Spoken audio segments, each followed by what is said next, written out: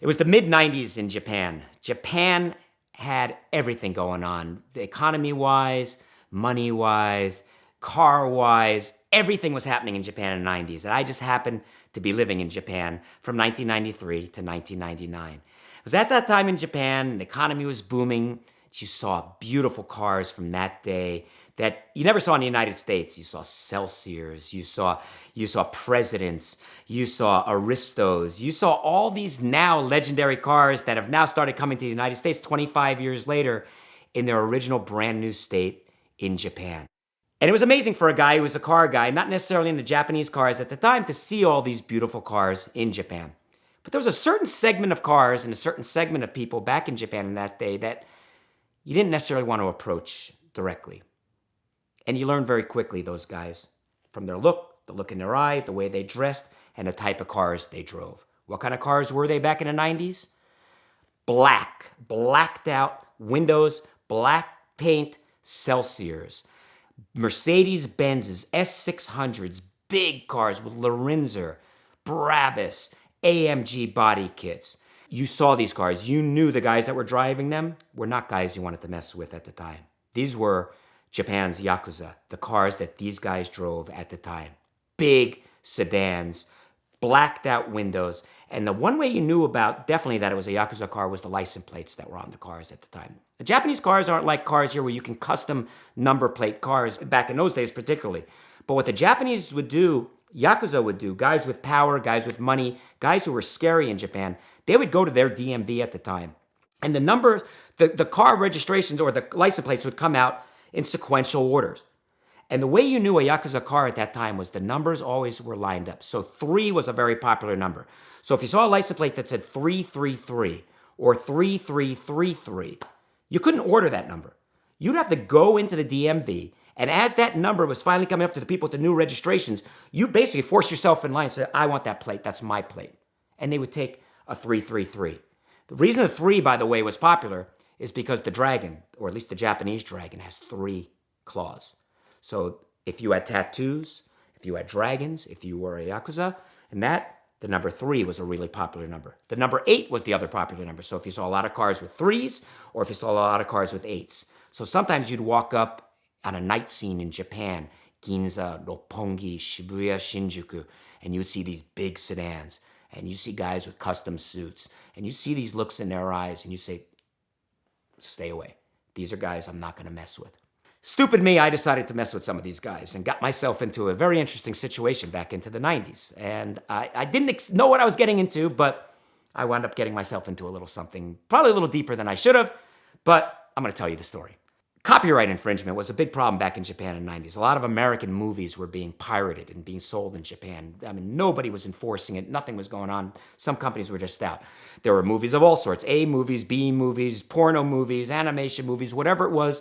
There were Japanese companies knocking that stuff off. I was hungry. I needed an opportunity. I needed to make some money in Japan. I was working a regular job, but I wanted more. And I saw this, and I contacted the American companies who represented the copyrights that a couple companies that I identified were putting out illegally. And I said to them, I said, I'd like to go in as your representative. I'd like to approach these people, and I'd like to confront them, and I'd like to come to a settlement, on a copyright settlement with these guys in Japan. Companies all agreed in America. I hired a lawyer in Japan. Lawyers in Japan are not like lawyers here. There's not many of them, but I found a guy, nice guy, asked him to do me a favor and write a letter and send it to this company and tell them that they were infringing on people's copyrights and they needed to stop that immediately. He sent the letter. The letter arrived. He told me it was going to be delivered that day, and they got the letter. And that pretty much that afternoon or the next day, I got a phone call. We received your letter. Would like to talk to you. Let's arrange a meeting. Arranged a station where I was going to go meet the guy and everything else. And I didn't quite know what was going to happen at the time. I was a little weary, didn't know who these people were. But I got to a train station. He says, meet me out by this side of the train station. I'll be picking you up in a car. I said, okay. And cell phones still, this is the mid-90s, were not really big and everything else. He said, wait, it'll be pulling up in a Celsior. And I was like, oh no. All of a sudden, I'm waiting outside the train station, anxiously, everything else. I see a total blacked out Celsior. Gold, by the way, black with gold at that time was the way to do your car. All black, gold emblem package on it. That was the way to do it. Blacked out thing, and of course the license plate had 3s all over it. As they pull up next to me, a guy rolls his window and says, get in. And the look in his eye, his haircut, his suit, he told me, he said, this could be the beginning of the end for me. This could be the very end for me right now. And I decided if I break or I showed fear or if I did anything at this time, something bad was going to happen. Well, got into the car, drove with the guy. There wasn't any talking in the car. There were two guys in the car, the guy driving, another guy in the back. I sat back there just very quietly, pulled up to a office. There were about 25 guys outside the office waiting for this car to arrive. Everybody in suits, everybody bowing. I mean, a scene from a Yakuza movie. That was not a scene. This was real life. In the parking lot that they were parking the car in were Mercedes-Benzes, Lorenzers, other Celsiors, Presidents. The cars that were not common in the way they were customized were certainly not common with the way the guys looked that were driving them, and all the license plates were full of 8s, full of 3s, and a couple of them had the 666 as well. It was not a good scene. The guys took me up into a room, said, let's talk about the letter you wrote me. And we get up in the room, he says, do you know who you're dealing with? And up came the sleeves. By the way, in Japan, you don't show your tattoos when you're a real gangster. People know who you are. They could see who you are from looking in your eye, but you don't show off what you got. And what I mean is, if you're a real Japanese one and you're Yakuza, most chances are you've already failed at something several times and you've lost portions of pinkies, possibly portions of other hands. And there were plenty of guys in that group who were missing both pinkies and segments of their fourth finger. They had messed up really badly in the past and they paid the price for it. The looks in their eyes, you knew these guys were not good. I got into the meeting, and he pulls up his sleeves. He says, do you know who you're messing with? Do you know what this is about? Do you know who you're dealing with? I said, all I know is that you're infringing on copyrights from somebody in the United States, and you can't do that. We can't do it. We have to come to a resolution for it. Well, this is the 90s, and I don't know that today in 2023 it would be the same. That guy is scary and everything it was. You know what he said to me? I accept what you're saying. We did wrong. I'd like to do the right thing and do right by those companies. But only if you work with us to legitimize everything that we're doing now. We want to buy rights legitimately. We want to go forward on a legitimate scale, and I want you to work with us to do it. He says, now let's go to lunch. Took me to the best sushi we ever had. Established a nice relationship, a business relationship with these guys. They were businessmen. They had other things going on. They were scary, and you didn't mess with these guys, but they were businessmen. They had business and asked me to work with them. They accepted, they paid for their infringement of the copyrights. They settled with each and every company. Cash was king in those days. I saw some things that probably will never forget and probably will never be seen again or thought about in there. But I met these guys. I saw their style. Saw the way they are. You know, there was a gentleman's way. I think the difference between guys back in those days and the gangsters in Japan today, not only the cars they drove, because that has changed. If we get back to cars, the cars they drove back then, it was easy to tell right away who a Yakuza was. Over the years, though, the Japanese government came down strong on the Yakuza.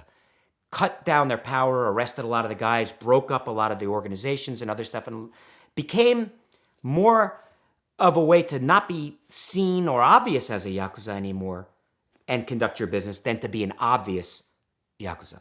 Meaning, tinting the glass on your car. Stop. They didn't do it no more.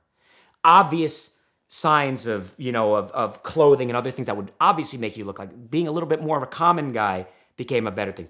The Japanese government shut Yakuza out from buying cars. So if you had a criminal history or you were a known associate, and again, you couldn't even go and purchase a car under your own name anymore because they didn't want you to have the ability to conduct whatever businesses you were doing. The Japanese government crushed the Yakuza of those days.